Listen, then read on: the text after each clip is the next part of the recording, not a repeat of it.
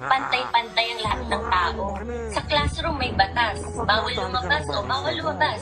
Pero pag sinabing nag-comply ka na bawal lumabas, pero may ginawa ka sa pinagbabawal nila, inayos mo yung law ng classroom nyo at sinabmit mo ulit, ay pwede na pala ikaw lumabas. So kung wala ka namang nilabag na batas, bakit ka ipapasara ng isang NTC na pag-aari ng gobyerno? Samantalang may ibang franchise channels, franchise radio station ngayon, I think 7, hindi nila pinasara, tanging ABS lang ang dinara. Yung 6 na yun, or hindi ko alam kung ano yung tamang number na na-expire na rin yung franchise, nag-o-operate pa rin hanggang ngayon. So, nasaan ang batas?